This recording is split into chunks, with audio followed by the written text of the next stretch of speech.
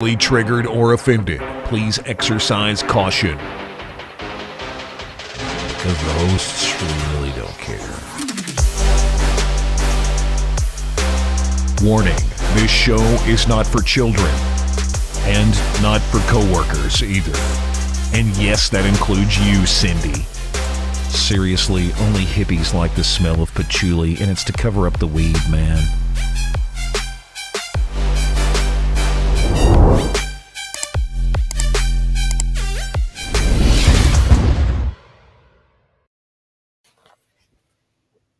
Good morning and welcome back to the show, everybody.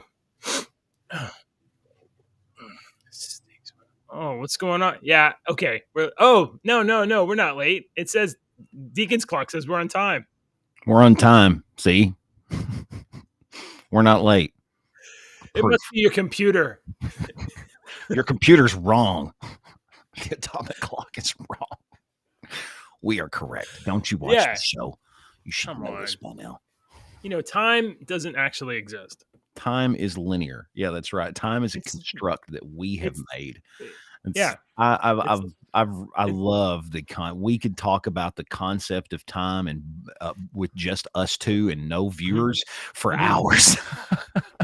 But that wouldn't be fun for everyone else but me. Time is like an inch or a centimeter. It doesn't exist. It's just something we decided. Hello, sir. How are you today? Hello. Good morning. I'm all right. You're running a little late this morning. That's okay. I mean, I would think that I wouldn't be, except I get up like 15 minutes early. I start getting ready, and I'm like, do, flip through my phone, anything interesting. And then Deacon's like, hey, do a title about James Comer. And I'm like, all right, I'll try. Did you already have one done? No, not really. But at first I was like, maybe I can do like a Comer over title. Cause Biden's got that thinning hair and all of that. But then I looked at James Comer's name and I was like, that doesn't make sense when you read it. Also, It's not very funny. Yeah. Anyway, morning. Oh, look, we're here. The important thing is that, the frustrating thing is that I can't actually make the show arrangement for us to talk to each other until like I already have a title. I know that's what sucks is I've been wanting to talk to you for like 20 minutes and I'm like, well, I can't talk to him. I guess I could text him through. I hate freaking. So I could join our Discord like voice channel. Chat, I could do that. It's just a whole nother. Yeah. Right. All right. Anyway. Okay. What's up? Good morning. We got a plenty of news. We've got a batch of ironic stories later today. I don't think I put them in the notes. I got 3 or 4 that are like irony. Yeah. Oh, good, because I've got a batch of movie stories. Yes, you do. Yes, you do. Yeah. So I was looking at that and I was like, oh, I've got 3 movie stories, but they're kind of good. And I think you're really going to like the one because it talks about your favorite person in the whole world, Ezra Miller. Oh, yes. Yeah, so I'm eagerly awaiting for him to marry the Spider Queen and cause the apocalypse. They are, and that's. What I don't have an invitation to this wedding, though. I don't know. You will get one. I've been told. Lord have mercy, the Spider Queen. I don't even know what that is. Well, we covered it on this show. You'll have to go back and listen. I don't watch this show. You'll have to go back and listen to hundreds of hours of us babbling about whatever. Hey, let's add a song to our Deeks playlist, shall we? Let's do it. This week we're doing guitarists, not the greatest guitarists, underrated guitarists, guitarists that you should know their names. And JJ, you will know the name of this band, but you don't know the guitarist's name today. If I said the name Nuno Bettencourt, you have never heard of the name Nuno Bettencourt. No. But I bet you if I told you he played for the band in the 90s called Extreme, you would know the band Extreme. Maybe more is this a hair band? Yeah, they were a hair band, kind of. They were coming out of that hair band era. there in the I'm 90s. gonna look. Go, keep going. Okay, so anyway, Nuno Bettencourt was the guitarist for Extreme, is the guitarist for Extreme, and he's played with Perry Farrell in a band. He's played with a lot of people in a band after Extreme. More Than Words. Yeah, More Than Words. But More Than Words was like a one-off song. They're a rock band. Their rock songs are really good because Nuno Bettencourt is one of the most underrated guitarist out there. I have seen where they're calling him, they're like, Nuno Bettencourt's the new Eddie Vedder for kids. So when kids used to look at Eddie Vedder as like, that's who I want to be like, they look at Nuno Bettencourt now as, wow, he's who I want to be like. So, I forgot to put up the little caption thing. The song I want you to listen to today is Rise by Extreme. It is brand new. Okay, let me look. You don't even have to look it up. I'm going to go to Deke's playlist and hit enter. Where's it at? There you go. Hit enter. There it is. And it's a video because it's official video. It just came out. This is Extreme's brand new song for 2023. But holy crap. About 2 minutes and 20 seconds in is when Nuno Bettencourt's guitar solo starts. It's about 2 minutes and 20 seconds into that. Holy crap. Holy crap. If you want to hear an amazing melt-your-face guitar pretty solo, aggressive. You want to hear a melt-your-face guitar solo, it's at 2 minutes and about 20 seconds into that song. It will melt your face. It is so freaking great. And he plays for Rihanna. He played for Rihanna for a long time. He might still play for Rihanna. And I wanted to bring this up. Dude. Oh, wow. Nuno Bettencourt does not age. Okay? He does not age. I think he's a vampire. Here is a picture of Nuno and Eddie Van Halen back in 1991. Okay? There's Nuno and Eddie Van Halen back from 1991. Now, here is a picture of Nuno Bettencourt from 2020. Dude, don't age. He looks the exact same. 30 years later. You're talking 30 years into a rock career. I mean, I didn't even know they were still. I would have not. I didn't either until earlier this year, about 3 months ago. They were like, I think my brother was like, have you heard the new Extreme song? And I'm like, Extreme is still around. And I listened to it and I'm like, holy balls, dude. I think we can get away with like 3 seconds. No, I wouldn't even try it, dude. I wouldn't even try it. I've got it listed. I've got the whole song on our Discord server. People come to our Discord server and watch. It's driving traffic to the Discord server and they can watch it. You can go look it up. But man, look. And the other song is one of his, he made a solo album, Nuno Bettencourt. It's called, that song's called Pursuit of Happiness. It's one of my favorite ones because it's kind of an upbeat, fun song. There's no face melting. I think he plays acoustic guitar in that song. There's no face melting guitar solos, but it's just a fun song. So there you go. Highly underrated guitarist, Nuno Bettencourt. He's always been one of my favorites. And that's Listen to Rise by Extreme. It's brand new. Okay. That'll melt your face, man. Melt your face guitar solo. All right, everybody. That's your song of the day. If this is the first time you've joined our channel, we are running on rumble.com/JJW. You can always find our show at rumble.com/JJW/live. That will always take you to the latest show in the morning. So sometimes the alert things don't go out fast enough or whatever. We're here at 6:30 in the morning by our clock. By our clock. And if you watch us on other places, we highly recommend that you come to Rumble to watch, because those other places just decide to ban us for some reasons because they don't like what I have to say. Yeah, I had a video taken down from Facebook and I was like, I'm putting videos on Facebook. We can't figure out why, because it was sexual imagery. And the only thing we can figure out is when I accidentally scrolled down on like CNN.com that day, and there was a picture of it. There was an article from the it was a fashion show, and the girl had something covering up her nipples, but you could see her skin. You know, that's the only thing we can think of. Because JJ he was like, "Ooh, what's that on your screen?" I'm like, "I don't know. I'm on CNN.com or Newsweek or whatever." You would think that you'd be safe, but there's no telling. I was on New York Post yesterday, and I was scrolling through, because what I do is I just go through a bunch of different sites, and New York Post always has salacious headlines. Yeah, they've got some good ones. And sometimes they got good stuff, but a lot of times it's just like New York stuff, and I'm like, let fucking New York burn. I don't care about New York. I don't care about New York. And right in the middle of the New York Post page, you scroll up and there's a story about a drag queen, and it's that Navy dude that the yeoman, whatever, second class, that's now the digital ambassador for the Navy. That seaman? Oh yeah, that's seaman. The seaman? And is that what you're talking about? The seaman? Yeah. He's posing like he's topless. He's wearing like only underwear, but he's posing. Seaman? Yeah, topless seaman. Anyway, it looks gross. And if it was on screen right now, YouTube would probably flag it because it'd be like, that's a naked woman, and I would be like, that is not a woman, YouTube. You're not close enough. Anyway, good morning to everybody in chat. I see Richter's over in chat. Can't find the show on Rumble. Richter, go to rumble.com/JJW/live. That's how you're going to get there. We'll put it in the... I'm going to rumble.com right now, and I'm going to look at live. We're not on the front page yet. Podcasts, we're not on there either. If you will follow JJ, he'll appear over in the left-hand column. And if you'll click that, oh, it's not coming up. / Anyway. Okay, today's episode title. There it is. Come on, man. Kentucky rep investigates the Biden. On, man. Oh, okay. Okay, I'll give you that one. Investigates the Biden. Not a home run, but we got a single. Judges? They give it a thumbs up. What do you mean, pad my resume? What are you talking about? This is my show.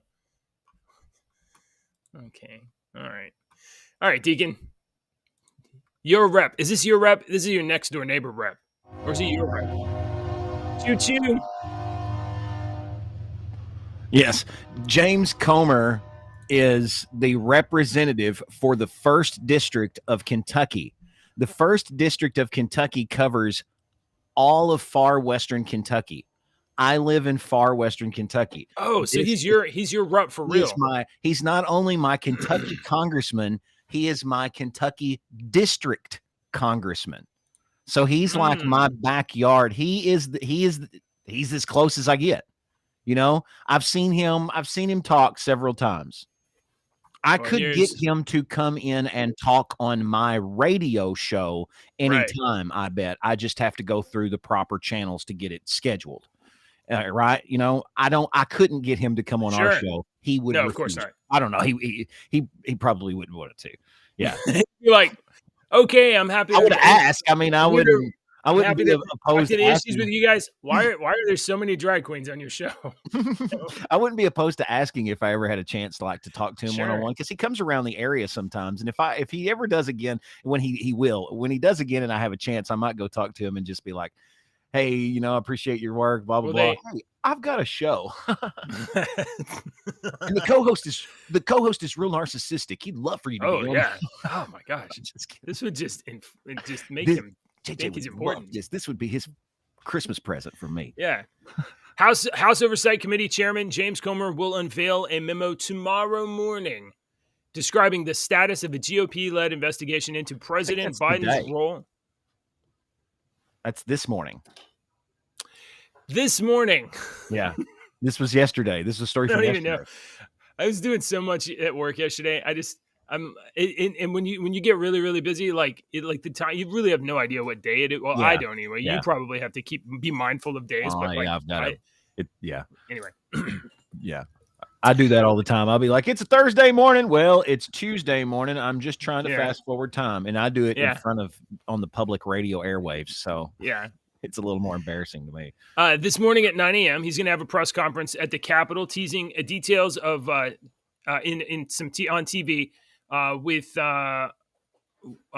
with more fireworks possible later in the day, as he sets a noon deadline for FBI to deliver an informant file that allegedly says Joe Biden, that's President Joe Biden, 81 million Americans elected, took bribes while vice president. No, really, it was really for real. 81 million Americans. 81 million Americans thought that was the best choice. It was. You're exactly right. That number is not incorrect whatsoever. That is consistent with YouTube policy and what I'm told to believe. I'm not arguing. I said you're exactly right. 81 million.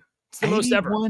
Hell, it might have been 81 billion. Have we really counted that closely? I haven't personally. It might have been counted. 81 billion people that voted for Joe Biden. I mean, I'm not a math statistician. Look, counting is hard. If anything, the 21st century has told us that counting is super hard. It's super hard to count. I just don't like it. Okay, we know Comer's had it out for Hunter Biden and the Biden family now for a long time, and I've made this joke several times. I'm going to make it again. When I heard this the other day, I thought they said James Comer is going to release blah blah blah on Wednesday, blah blah blah, and the first thought that went through my mind was if he lives till Wednesday, because I joked to somebody in the radio station one day, we were talking about James Comer and this because they think the same way. Yeah, and I was like, I'm surprised there's not a hit out on him. I was making a joke. I was like, I'm surprised there's not a hit out on the guy. On the for real, on the serious. Yeah.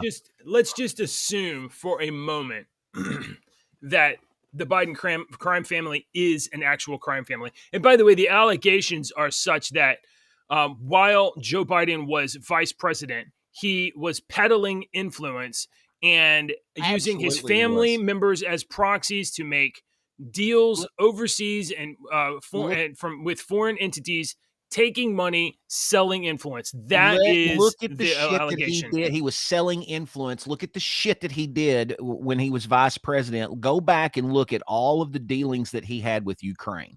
Go back and look at all the dealings that he had with Ukraine when he's on video saying he did it. He was fired the influence prosecutor because he knew he was going to be president. He knew. How did he know? I don't know. Conspiracy theorists have theories, but I don't know. I don't know how he knew. So sorry, I almost got us taken out on YouTube again. I'm sorry. Yeah, don't. So I believe that the FBI may be close to. Maybe I don't know if it's the FBI. It could be the Department of Justice. It could be close to coming down on a decision as to whether or not to charge Hunter Biden for some of the dozens of crimes that are described on his laptop, which is now public property. And James Comer asked the Justice Department, he basically said, just wait till Wednesday and we're going to put some evidence out there. And then you decide if you're going to do an indictment or not. So Comer will reveal a memorandum detailing findings from the financial records obtained to date via 4 bank subpoenas, a source added, and alleged that the Biden's attempts to conceal large financial transactions they received from foreign nationals. And he's going to describe his next investigative actions. We talked about James Comer, I think like 2 weeks ago. Maybe it was last month. It was in March, I think, when there was a statement that came out that millions of dollars were sent from China to this holding company, and then coincidentally, this holding company, which had no money prior to the Chinese deposit and had money in the bank after the Chinese deposit, coincidentally started making payments out to Haley Biden, Hunter Biden, a mysterious 4th unknown Biden, and Devon Archer, I believe.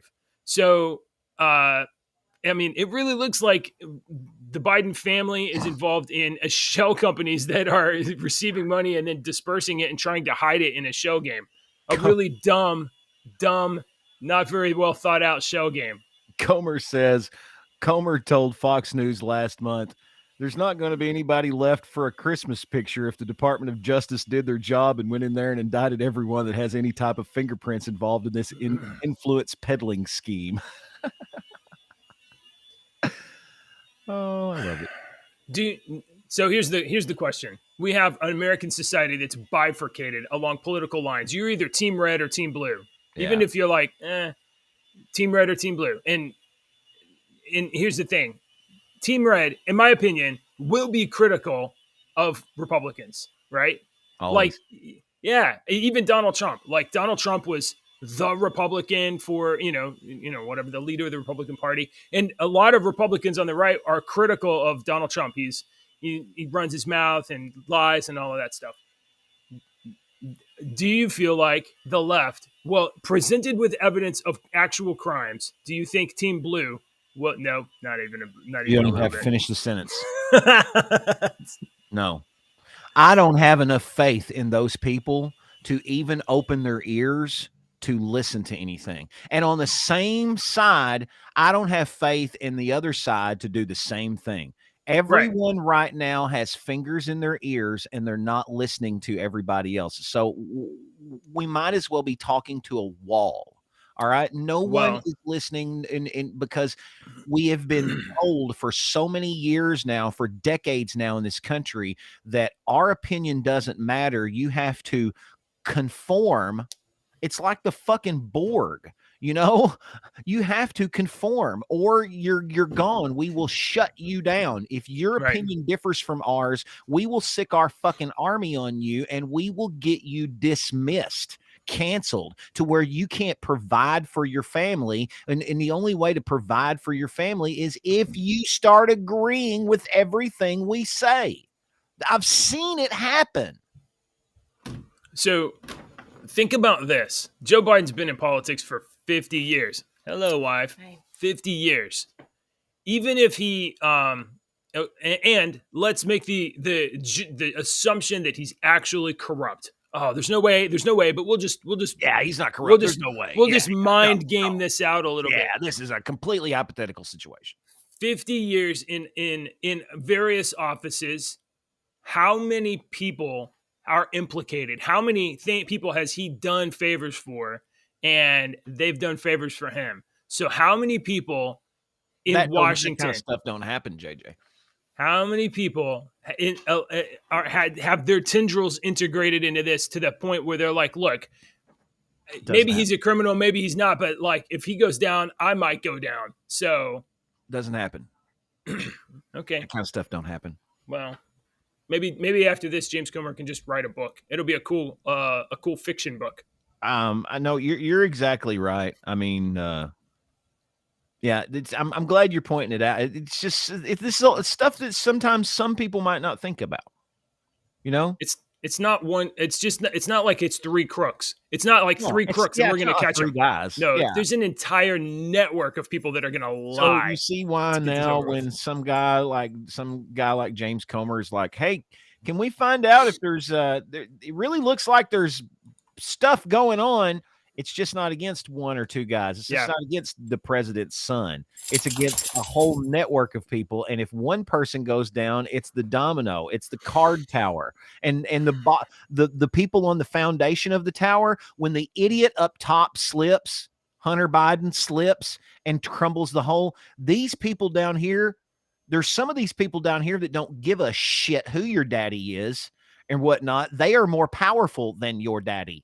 And I'm sorry, but there are people out there that are more powerful than the president of the United States and can get stuff done, more powerful than him and his stupid son. So you know, I really legitimately think that James Comer might actually be in danger. I've thought that for a long time. I've made that joke, but it was a serious joke. It's like, dude's live. I mean, if he doesn't have a private bodyguards and stuff that are right, he needs some security for sure. He needs some security. So, I mean, I would if I was him. Because it really is. If I was him. You know, it's not just James Comer investigating this, but he's the guy at the front, really. Yeah, he's the front runner. And I mean, there's if the Biden crime family is really a crime family and they're really connected to dirty people in the CIA, NSA, NHS, whatever, all of those agencies, there's somebody in that network that risks exposure that might do something really bad. I don't know what I described a minute ago. Brian Perkins says what Deacon just described is tyranny. And what purpose does the Second Amendment exist for? I wasn't watching the live chat. I don't know what I was talking about. Isn't the Second Amendment so that we can go hunting? I think it's for hunting. That's all it's for. It's the only thing that I have a pair of bear arms on your wall. It's the right to own bear arms. Bear. Right? Isn't that what it is? Like, think so. Hey, let's not be too weighted in one direction. Let's talk about Trump. Okay, I don't know if you know this, Deacon, but yesterday Trump lost the lawsuit. I think I'd like to come out and publicly say that in 1974, I was sexually assaulted by Trump. And I just want to come out and say this now that oh my gosh, you too? I've been holding it in my whole it was me since 1974. Also. I was born in 1977, but this happened in 1970 when I was a young okay. Just trying to get my start in New York City, you know, and I was immature. I didn't understand, but I think maybe if you file a suit in New York $5 City, million. You have definitely you definitely have a greater than 0% chance to win a baseless claim against Donald Trump. I don't know if it's baseless or not. All right. Let's look at the story.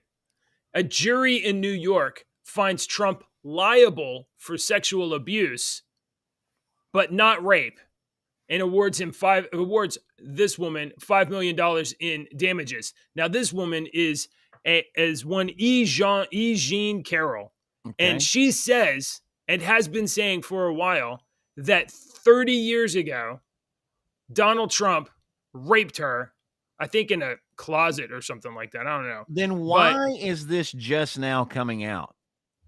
And do you realize that? I want to point out something. I've been on the morning show for big radio stations. Yeah. And I've seen this in a very small degree. Okay. I'm going to talk in 40 seconds. Uh-oh. Some women throw themselves at people that are popular. Mm-hmm. They do. Not all That's women, true. but some women do. And when I talk about throw themselves at you, they throw themselves at you. Yep. And 30 years ago, Donald Trump was on television and on one of the most popular television shows there was. Oh, yeah. And everybody already knew who the fuck he was before he was on the television show. Yeah, he was a power player in the 80s for sure in New York, in the New York scene. So the jury found that Mr. Trump defamed Ms. Carroll in his reactions to her lawsuit, which was encouraged by George Conway and backed by Democrat megadonor Reid Hoffman. So her lawsuit was, he raped me. And Trump said, that never happened. I don't even know who she is, and she's not my type. And the jury said, okay, he didn't rape you, but he did defame you by saying, I don't know who she is, she's not my type. That's the premise. So a New York jury basically said, yeah, there's no evidence of a rape, but you definitely defamed her by saying what she's saying is not true. By defending yourself, you have defamed her. By refuting her accusations, you have defamed her, essentially. The jury reached its decision a few hours after deliberations after a trial in which Judge Lewis Kaplan and a Clinton appointee allowed character evidence, including infamous Hollywood access tape, to be used. Where you grab them by the. Trump decided not to testify in his own defense, and let's see. Carol had some difficulty. Hello. Oh, I can't. Okay, we're gonna pause this for just a second. You don't have a shirt on. You can't come over here without a shirt on. I think that I want to point out a minute ago that no, I don't think so. I'm not trying to make light of any of that. All right. Close that door. If this did happen, which the judge said, the judge and the jury said that it did. This is a terrible thing. The jury said it did not. Well, there was sexual abuse, is what they said. Right. I know.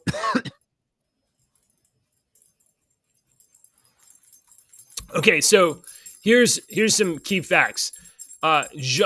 E. Jean Carroll, who brought the case, and ostensibly would traumatically recall being raped. Carroll had trouble recalling the date on which the alleged sexual abuse took place. That's fine. She couldn't even remember the year. That's understandable. Okay. That is understandable. Not right. remembering the date and the year. That's understandable. I couldn't remember that shit. All right. I do stuff like that all the time. And Ashley goes, I'll say, Oh, I just seen him a couple of weeks ago. And she'll go, he saw him 6 months ago. I'm like, a couple of weeks, Yeah, that's understandable. That's okay. All right. I mean, I would think that this would be traumatic. Okay, whatever. The judge allowed. Good point. A traumatic event you would probably remember. Look, May the 9th, I don't 1984. remember everything, but I remember when I May the broke my 9th. arm Yeah. after the day before the last day of third grade. I remember that. You know why? Because that was traumatic. But I mean, I don't. I broke all of my bones in my arms like multiple times. And I mean, I can tell you approximately when that happened, but I couldn't tell you what day it happened on. Okay. And I wore a freaking cast for 6 months on my right arm. I technically shattered both bones. I broke them in 9 spots and 8 spots. The judge allowed other women to testify that they had similar experiences to Trump. So even if you had these experiences, you would be outside of the statute of limitations, way outside. Okay. And there's no evidence. There's no evidence that any of this took place.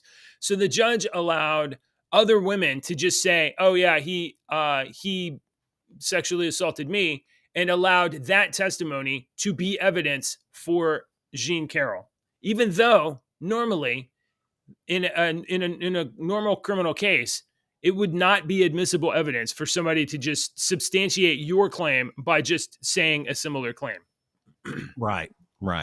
Typically, such evidence, I'm almost done here. Typically, such evidence of character purporting to prove that a defendant committed a specific act based on an alleged propensity to commit similar acts is not admissible except in extreme circumstances. So this judge allowed unusual stuff in order to get to this verdict. So, but there it is. Somebody's got the headline now that a jury finds Trump liable. So we'll see. I'm sure we will see these kind of headlines throughout the political season. The Trump campaign, of course, said this isn't true. None of this is true. It's a weaponized judicial system, and it kind of looks like that to me. Okay. You have anything else to say about that? Yeah, didn't think you cared too much. Quote unquote. No, I mean, I said what I said. I said what I said earlier, and I don't want to make light of anything like that. If you feel like that you have been sexually assaulted or something, I personally would advise you to come forward immediately and not wait 30 years, because the reason is because it will damage yourself. And if you come forward, the sooner you come forward, the sooner you can begin to start healing from this traumatic event that happened to you, and you can start seeking help. But if you don't, you will hold on to it for 30 years and then you come back. And I mean, if you hold on to it for 30 years, you might get a $5 million payday. That's not happening.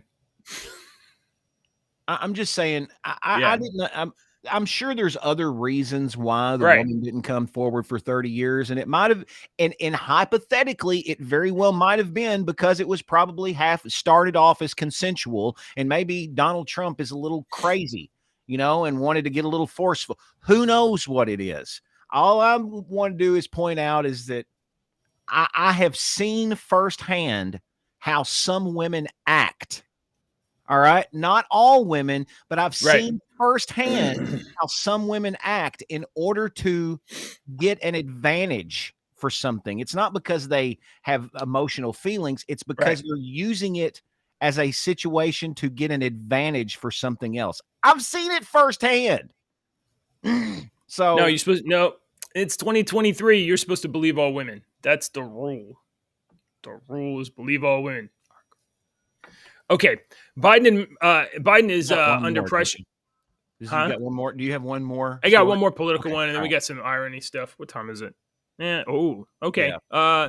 We'll just hit this quick. Biden's under pressure as McConnell and McCarthy are in alignment on spending reforms. Biden wants to raise the debt ceiling, that is, raise the amount of money that you owe the country without any strings attached. And those evil Republicans are saying, no, we already have crazy inflation and enormous debt. And if we're going to raise the debt ceiling at all, we want to have it tied to some spending cuts because spending's out of control. I don't know. That's those evil Republicans with their You know it's going to happen again. They're limitations. going to have to raise this shit again here in, what is it, 2 weeks? Yeah. Otherwise, government 2 weeks. stops. And they're going we to default. have to do it again. They're going to Yeah. have to raise it by what, like 1/4% or something like that? They already It has to raised be the raised. the Fed hiked the rate, but they're gonna raise the amount that we are allowed to be in debt. That's what they're gonna raise. The Fed already raised the interest Oh, rates. they already raised the interest Yeah, rates. this is the debt limit. So we currently are what, like, I don't know, 30-something trillion dollars in debt, Billion. and they're gonna be like, oh, you can go up another trillion. Before Obama was president, it was 8 trillion. Amateur. I just Come like on, to point Obama. that out. I would just like to point that out, that they gave Bush hell because he had added like $1 trillion or some shit to the budget or something, and it come up to $8 trillion or some shit before Obama. I just want to point that out. I was working on the freaking. I was on a radio that covered that shit at the time. Okay, I got some irony stories here. Ironical. Okay, like Try to do Alanis some quick. Morissette. I just thought they were ironic You when don't I know saw who that them. is, So do you? I know who Alanis Morissette is. Oh, okay, I good. just don't like her. Why? I just don't like her. Oh, dude, she's real talented. Don't listen to that crap that they put on the radio. She's awesome. Oh, yeah? Alanis Morissette is awesome. Yeah, we might have to do 5 Alanis Oh, Morissette songs you've never heard. No, she's really good. Yeah, her first drummer was Taylor Hawkins too. Oh, from really? Foo Fighters, yeah, he was. Oh, Dave Grohl stole him from her. that's what a good Dave Grohl does. No, he didn't really steal. I mean, he did. Give him a better job. It's really good. Yeah. She's All right, really okay. Come on. So here is some stories I think are ironic. First of all, a mom who wrote a book on grief to help her children get over the father's death has now been charged with murder after a fatal dose of fentanyl was found in his system. What the what? Are you serious? Oh my Lord. I mean, I'm not going to say that she did this, but this headline simply kind of says that she did this. So, if that's true, that's some cold-blooded shit right there. No shit, that's cold. Murdered your dad and then wrote a book about it so that he can get better. I mean, God Almighty, man. Do you know what the? Do you know what this? When I say Munchausen by proxy syndrome is, do you know what Munchausen's by proxy syndrome is? That's is that the one where you're that's not the one where you're like abused and then you defend your abuser, right? No, that's Stockholm. Munchausen by proxy syndrome is where the person gets some sort of rush or satisfaction from getting grief from other people and whatnot, and getting sympathy from other people, and it fuels them so they continue to do something. And it was first labeled with this woman who had killed like 12 of her kids, and they were blaming it on some genetic disorder, and they eventually found out because one of her foster kids died, and so I have said for years that social media and Facebook has done nothing but fuel Munchausen by proxy syndrome that lay dormant in these people's, mostly women, but they lay dormant in these people's lives. And this is allowing them to get some sort of satisfaction from others giving you sympathy and sorrow. And so it's what it seems like this story. I mean, this is brutal. This is crazy. But believe all women. For those kids, man. I think you're supposed to believe all women. I feel sorry for those children. Right. Really, this is not good. I'm going to withhold any joke that I may have been thinking in my head a moment ago. So I'm going to move on to the next ironic story. Are you ready for this one? Ready for this one. A drag queen who testified to protect trans kids in the Texas Senate it has been caught offering sexual services online. No, JJ. What? Really? Get out of here. Oh, come on. You're not supposed to bring up these type of stories, JJ. We've got a narrative to push, and we don't need this type of stuff to kind of, change our narrative on our thinking. Okay. So Maxine LeQueen, 26, told the Texas Senate that he wanted to protect children, and he went viral days later after being detained by police during a trans rights protest on the Capitol of Austin. So he's been offering sexual services online. So shocker. Who could have expected? Who could have expected that? Man, I did. I know. Personally, I did not. All right. Here's the last one. All right. A woman was violently robbed in Oakland, which is, another tragedy. We get crime waves and stuff. This woman was violently robbed in Oakland while heading to the memorial for a police abolitionist that was killed in a robbery. She was going to the memorial of somebody that was robbing someplace and got shot and killed. And then she got robbed on the way to the memorial. So. The sun shines bright on my old Kentucky home, my old Kentucky home, far away. The stars at night are big and bright. Deep in the heart of Texas. All right. I'll do it every time. I got you some songs. Okay. Let's do shows. You're supposed to do that every time. I love that song. My kids know it. Boom, boom, boom. JJ, oh, no. We are preparing for the potential recast of Jonathan Majors. Okay, so this might be the easiest recast in the history of recasts, is why I'm bringing this up, because we've talked about this before. If you don't know, Jonathan Majors, who played Kang in the movies in the Marvel universe, because he's in I didn't watch it. 2 now. He was in Loki season 1, Loki season 2, Quantumverse. Quantumverse was actually okay. It wasn't great. Okay. So previously, the 33-year-old actor was announced to star in Avengers: The Kang Dynasty, but that won't begin filming until next year after Marvel has decided whether or not to continue with Majors. Majors, what was the what did he do? I don't remember. Does it say? He's been in a number of things, but he was in that something country. What is it? He was in that HBO show. It was like that monster show. No, I'm not talking about that. What did he do to get in trouble? Oh yeah, he whooped a woman in a car, or she attacked him and he defended himself. And then they're saying some of the people that's worked with him before was like, yeah, he probably did that because he's a prick. Yeah, it's basically what it was. Lovecraft Country. I just wanted to bring this up because domestic abuse is what he's been charged. Yeah, okay, domestic abuse. Right now, the word is that Marvel has an idea, the kind of actor that they would want to bring in if they needed to bring in someone else to play Kang. Until the investigation is complete and the verdict is rendered, no plan can be put into action.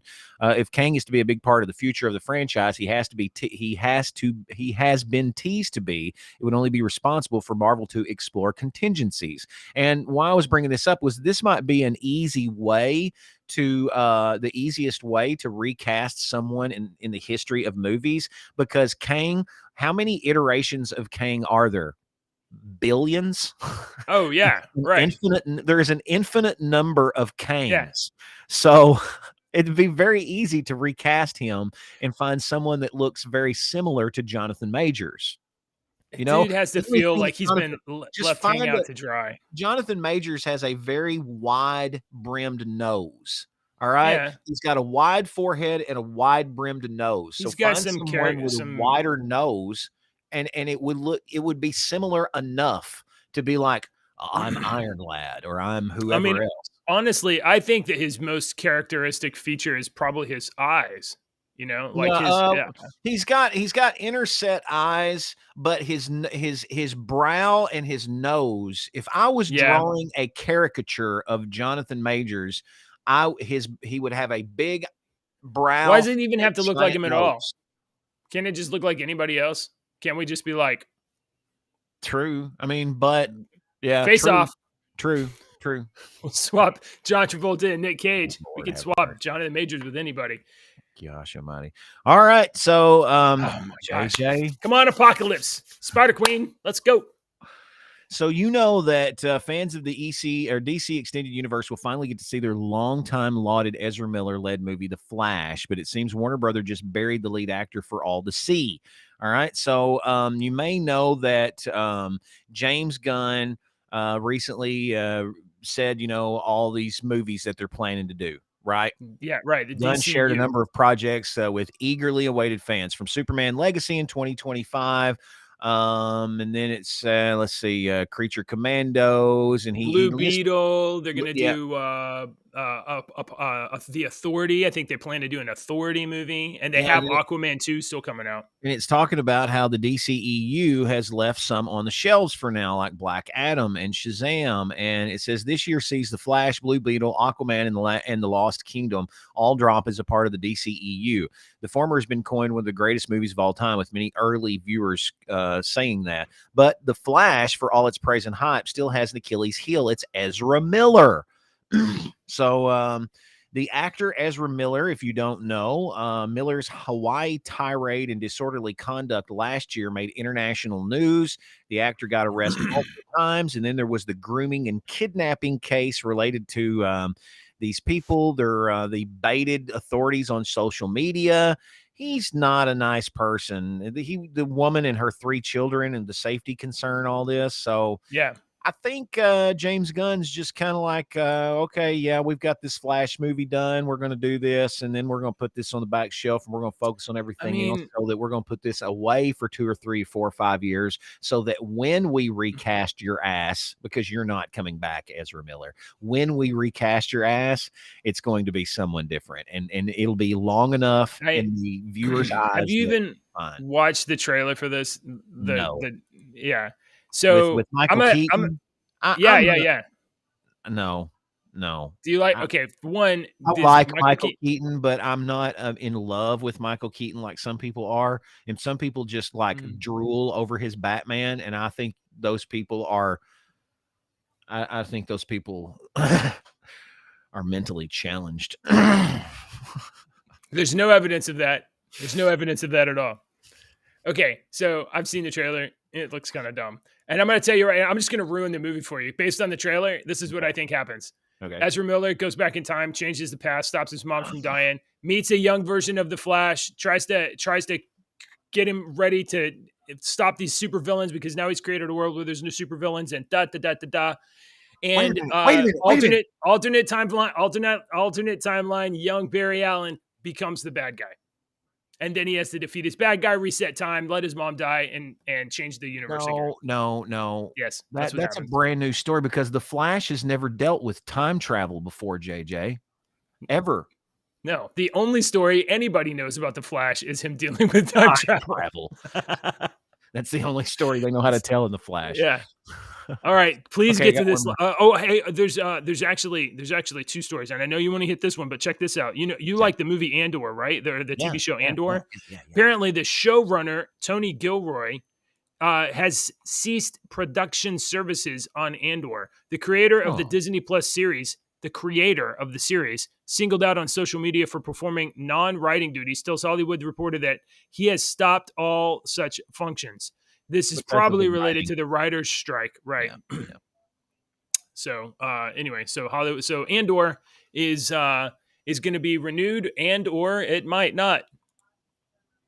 Okay, that's all. And then Michael Keaton's Batman. You like Michael Keaton's Batman, right? Love Michael Keaton's Batman. Okay, I like it, but I don't think it's the best. It's not the best Batman, or not the best Michael Keaton role. It's not the best Michael Keaton role, but it's not the best Batman either. His Bruce Wayne is stupid. I hate him when he's Bruce Wayne. It's stupid. Nuts. Oh, it was a product. It was a product of its time, of the 80s. It was so 80s. It was amazing. Yeah, and it was filmed by Tim Burton. But one of the roles that Michael Keaton is great in is Multiplicity. I threw a curveball at you. You didn't see that coming. I love Multiplicity. We're going to eat a dolphin. No, one of the best movies he's in. Oh, you hit it before I did. Yeah, I know. I was building up. I know. Beetlejuice. Man, Beetlejuice is a cult classic. And before you read this, did you read the headline? Probably didn't read the headline. Who Jenna Ortega. That's what I was going to say. If you had to guess one actress that was going to play in Beetlejuice, who would it be? Jenna Ortega. Ding, ding, ding. You're I would not have guessed. I would not have guessed that, but that is on brand for the girl known as Wednesday now. So I feel sorry for her. She's been in that. She's the new Scream queen, is what I've heard. You know, oh really? Scream. She was in the new Scream, but you know how Jamie Lee Curtis was the original Scream queen. They're saying Jenna Ortega is the new one. Beetlejuice is supposed to hit theaters in 2024. Michael Keaton is returning as Beetlejuice. Winona Ryder, Lydia Dietz, I'm guessing, is going to be in it, but Jenna Ortega is going to be Lydia's daughter. I'm guessing they go back to the house. If I had to guess, they go back to the house. Stop reading the story. Let's pitch Beetlejuice 2 right now. All right. Lydia brings her daughter back to the house for some reason. Her daughter has a problem. Her daughter has had some sort of problem, and the only solution is to be able to hopefully contact Beetlejuice if he's still there.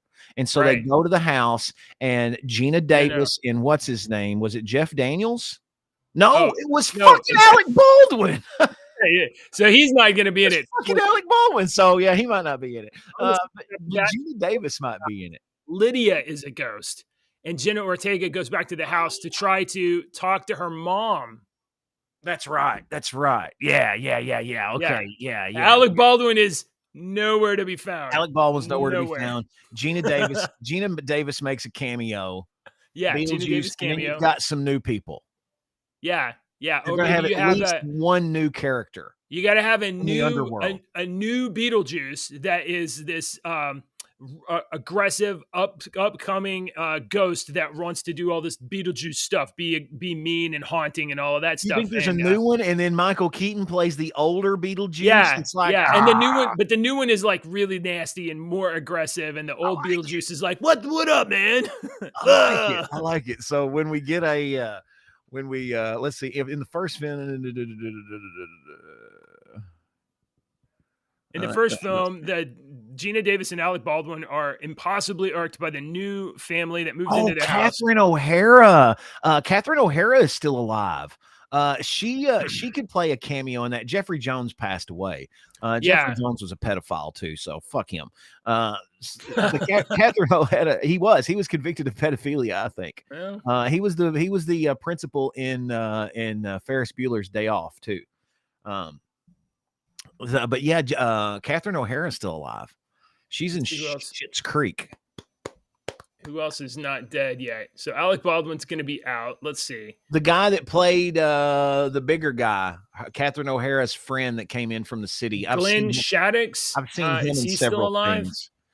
I've said put the picture up.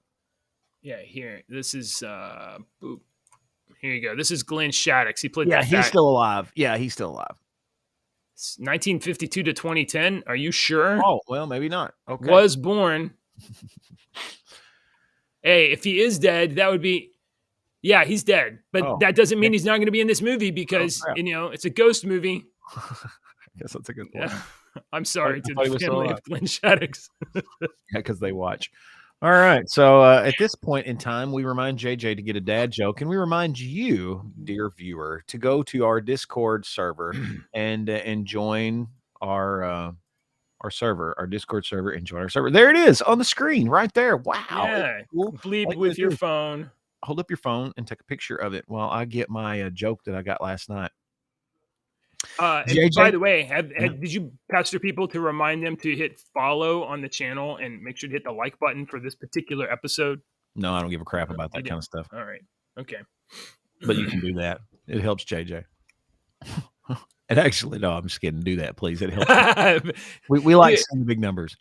Yeah. Yeah. All right, JJ.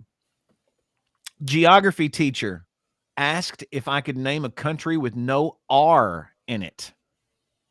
I said, no way. Okay. You know what? I see your Norway joke, and I got one for you too. Okay. All right. Why does the Norway Navy have barcodes on their battleships? The Norwegian. Why does the Norwegian Navy have barcodes on their battleships? I don't know. It's because when they get back home, they can Scandinavian. Why are we picking on Norway? We did not plan that. I don't know. All right. Thanks for watching, everybody. We'll be back tomorrow. That's Deacon. I'm JJ, and we're your two dads. Adios.